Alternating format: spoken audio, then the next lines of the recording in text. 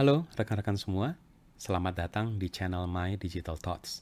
Nama saya Irving Huta Galung, dan di channel ini saya akan berbagi tips and trik seputar teknologi, baik yang saya dapatkan dari pekerjaan maupun dari kehidupan sehari-hari. Jadi, jangan lupa untuk subscribe di channel ini dan aktifkan juga notification, supaya rekan-rekan mendapatkan notifikasi ketika ada video-video terbaru. Jangan lupa juga berkunjung ke blog saya di irving.web.id untuk mendapatkan update-update terbaru. Halo rekan-rekan semua. Di sesi kali ini kita akan mendiskusikan mengenai Service Level Agreement atau biasanya disingkat jadi SLA. Saya akan jelaskan SLA itu apa sih dan bagaimana caranya kita melihat dampaknya terhadap aplikasi kita yang kita deploy di Azure. Dan yang paling penting sebenarnya bagian akhirnya ya, bagaimana caranya kita bisa menghitung SLA dari aplikasi kita. Karena kan aplikasi kita itu menggunakan banyak komponen ya dari Azure, dan masing-masing komponen itu atau masing-masing service itu punya SLA-nya sendiri-sendiri. Nah, dengan kita menggunakan banyak service seperti itu, tentunya jadinya tidak sederhana ya cara menghitung SLA dari aplikasi kita. Oke. Nah, saya jelaskan simpel dulu aja. Apa sih SLA itu gitu ya. Jadi, walaupun disebutnya agreement, sebenarnya, ini kombinasi antara hal teknis dengan hal legal ya, makanya ada agreement di sana. Jadi SLA ini mendefinisikan, komitmen atau janji dari sebuah, provider dalam hal ini Azure, mengenai, mmm, uptime-nya, mengenai availability dari services-nya. Jadi, saya buka nih ya dokumen SLA yang ada dari Microsoft. Jadi kalau rekan-rekan cari Azure Service Level Agreement nanti masuknya ke dokumen ini gitu. Sebenarnya digabung semua nih. Jadi kalau dilihat di table of contents-nya bisa dilihat ya. Termasuk di sini Dynamics, Microsoft 365 ya, dan juga tentunya Azure. Jadi saya ambil contoh misalnya virtual machine ya. Yang paling simple deh. Virtual machine. Di sini virtual machine ada punya beberapa SLA, nggak usah terlalu bingung bacanya terlalu panjang gitu ya. Tapi di sini dibedakan virtual machine yang dideploy di 2 atau lebih availability zone, ada pakai availability set beda lagi, dan ini ada yang single instance. Kita pakai single instance-nya biar gampang. Nah, kalau single instance VM, ini udah pernah saya jelaskan juga di video saya yang lain, itu availability-nya, SLA-nya tergantung dari tipe disk yang digunakan. Kita ambil yang paling rendah aja deh. Kita pakai standar HDD gitu ya. Nah, di sini ya bisa dilihat SLA-nya itu yang paling atas ini 95%. Jadi kalau kita ngambil pakai kalkulator nih ya, apa sih artinya 95%? Jadi kan SLA ini di Azure dihitung per bulan ya. Jadi kan 1 bulan itu ada 30 hari kali 24 jam kali 60 menit. Jadi sebulan itu ada 43.200 menit. Nah, kalau SLA-nya tadi 95%, maka ada kemungkinan, ada probability bahwa 5% ya, 95% kan availability, berarti unavailability-nya berarti 5% dong, 100 kurang 95. Jadi dari 43.200 menit ini, ada kemungkinan 5% itu downtime. Jadi kita kali dengan 0,05. Ya, 5% kan 0,05 ya. Jadi dalam 1 bulan, sebuah single VM yang menggunakan HDD sebagai disknya itu memiliki kemungkinan downtime sebesar 2160 menit. Jadi kalau kita bagi 60 nih, ya sekitar 36 jam gitu ya, 36 jam sebulan. Jadi cukup besar ya sebenarnya gitu. Jadi harus hati-hati gitu kalau teman-teman pakai VM, single VM yang pakai HDD. Tentunya kita bisa tingkatkan lebih baik dengan kalau kita pakai yang SSD nih gitu ya. Jadi kita balik lagi tadi 30 hari kali 24 jam kali 60 menit ya, 43.200. Kalau 99,5 kan berarti unavailability-nya 0,5%. Berarti kali 0,005. Ini kan 0,5% kan segini. Sama dengan 216 menit. Berarti kalau dibagi 60 itu sekitar 3,6 jam. Ya jauh ya bedanya ya. Antara 36 jam dengan 3,6 jam hanya dengan kita menambah HDD, mengubah HDD jadi SSD. Nah, apakah ini artinya pasti akan downtime? Nggak juga. Ya, kan penyedia layanan targetnya pasti 100%. Apakah artinya bisa lebih dari ini? Ya bisa kalau terjadi insiden. Jadi memang ada banyak hal yang kita harus diskusikan mengenai SLA ini, jadi jangan diambil angkanya begitu saja. Tetap kita masing-masing harus mempersiapkan aspek BCDR ya, Business Continuity dan Disaster Recovery. Oke, kita mungkin itu bahas di lain waktu. Nah, jadi bayangkan sekarang kalau kita punya, saya balik ke whiteboard ya, bagaimana sih caranya kita menghitung SLA dari aplikasinya kita nih, yang running di atas Azure. Jadi bayangkan, saya ngambilnya simple aja ya. Jadi kita punya sebuah web application misalnya gitu ya. Jadi ini app-nya gitu ya, running di atas app service. Sorry ya, tulisan saya jelek. Jadi ini web app, oke, running di atas app service. Kemudian di belakangnya, ini kan diakses ya dari web, terus di belakangnya ada sebuah DB. Gitu ya. Ini Azure SQL. Azure SQL. Oke. Jadi ini mengakses gini kan. Nah, kita cek nih satu-satu ya. Jadi kita balik lagi ke dokumen tadi. Nah, dokumennya kita kembali ke depan, kita cari ya. App service. App service. Oke. App service itu 99,95 ya. Jadi kita catat nih. Ini saya kasih warna merah ya. 99,95%. Oke. Azure SQL kita buka. Azure SQL. Azure SQL. Maaf ya, kita sama-sama nyari nih. Saya juga baru kali ini bukanya. Jadi belum hafal posisinya di mana. Azure. Ah, ini dia, Azure SQL Database. Oke. Azure SQL Database, general purpose, ini zone redundant, ini oke, basic ya. Anggap aja kita pakai yang ini deh. Basic standard tier ya.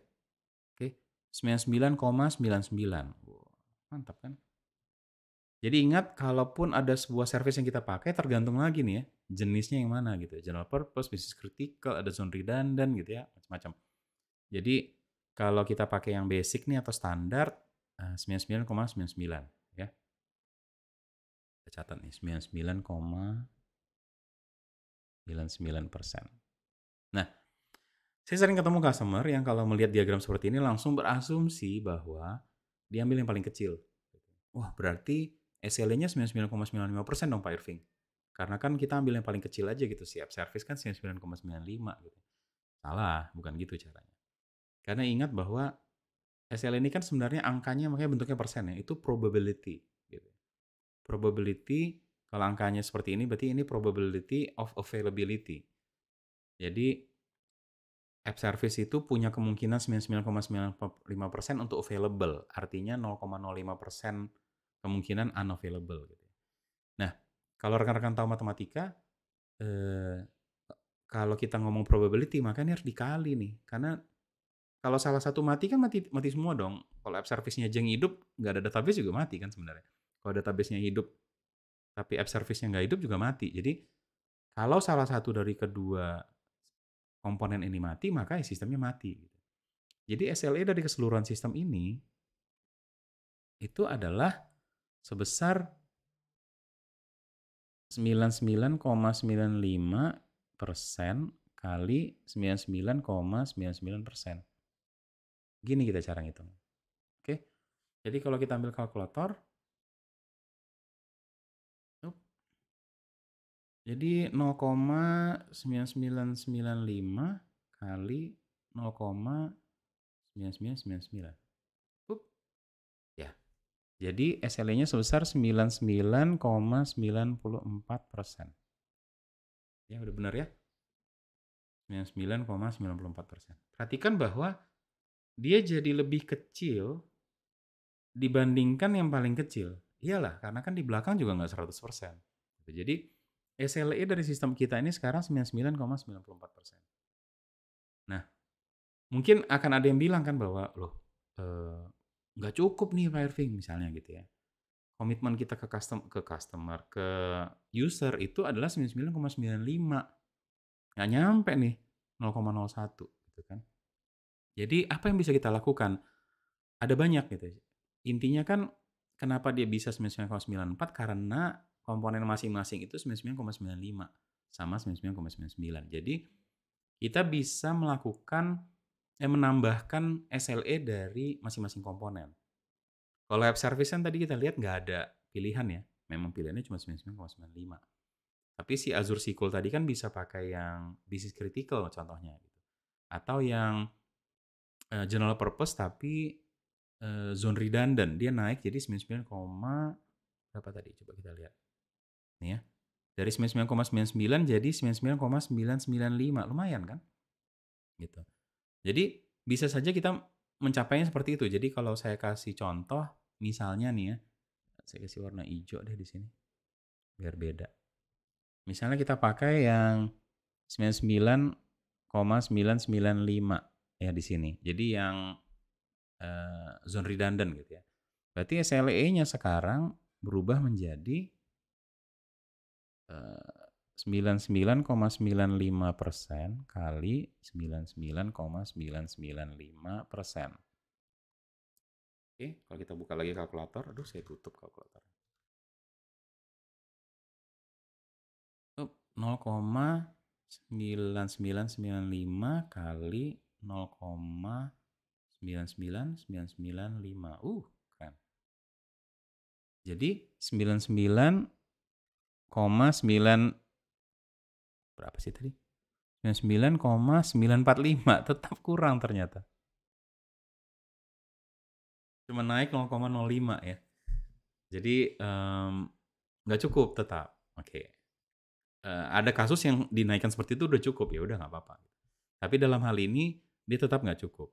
Nah, baru kita mulai memikirkan bagaimana caranya meningkatkan SLA dengan cara yang lain ya. Contohnya yang paling simpel ya kita buat 2 jalur kan. Misalnya kita buat di satu region lain gitu misalnya gitu ya. Jadi di sini ada app service lagi. Oke, di sini ada database lagi. Oke, ini Azure SQL. Anggap aja kita pakai yang merah ya. Jadi kita nggak pakai yang hijau. Yang hijau saya delete biar nggak membingungkan. Oh, sorry. Jadi ini saya select. Delete ya. Aduh, nggak kepilih semua lagi. Oke. Jadi seperti tadi kita udah hitung sama-sama kan masing-masing ini 99,94 ya. Jadi di sini juga 99,94 ya udah kita hitung nih gitu ya. Jadi kalau di atas 99,94, di bawah 99,94 kita ada perhitungan beda. Kalau tadi kan dikali. Dalam hal ini kalau udah dua paralel gini kita harus ngitung unavailability-nya yang kita kali gitu. Jadi kalau dilihat nih 99,94 berarti unavailability-nya berapa? 0,06 ya. Betul? Di sini juga 0,06%. Nah, yang kita kali adalah availability-nya. Jadi dalam hal dua jalur seperti ini maka saya tulis di sini ya, unavail-nya itu sama dengan 0,06% kali 0,06% sama dengan makin kecil aja nih angka-angka yang harus kita hitung ya. 0,06 0006 gitu ya. 0 ini kan persen ya, benar. Kali 0,06 0006.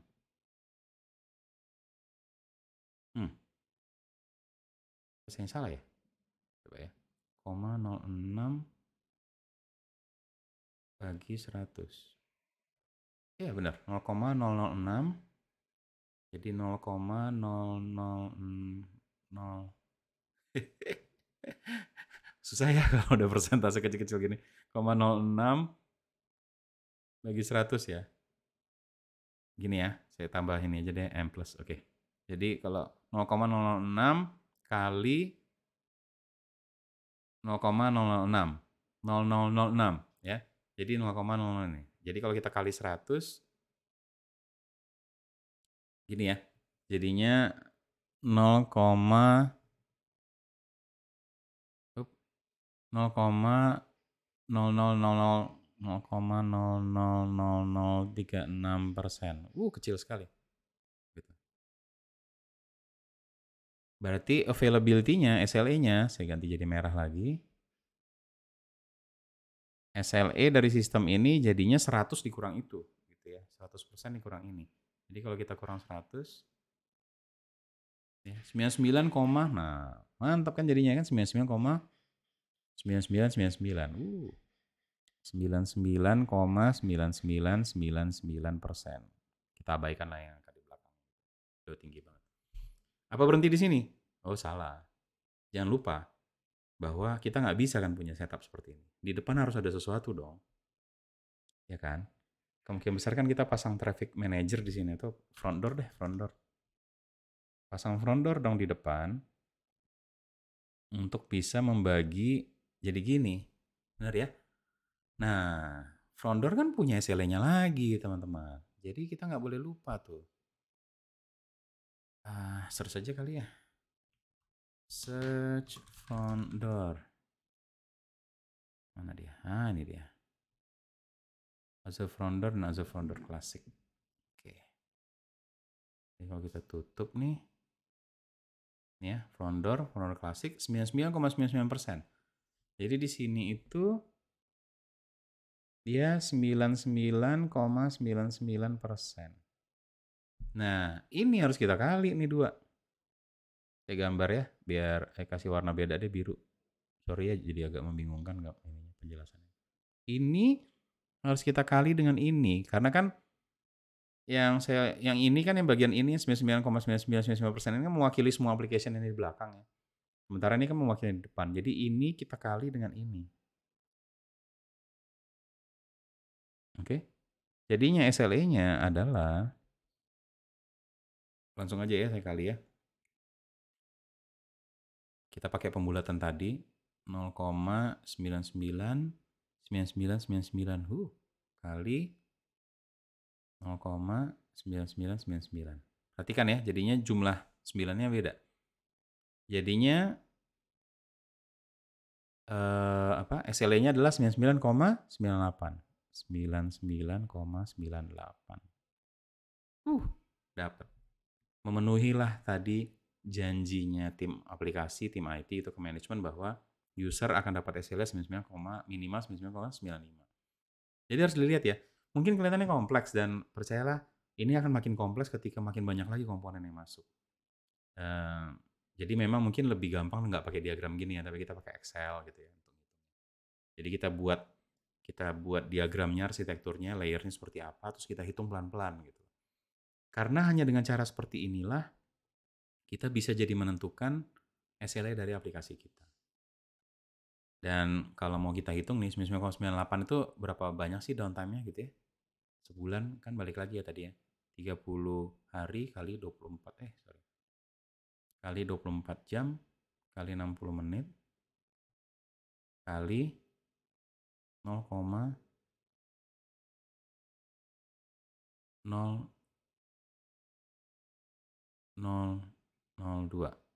Benar nggak? Ya.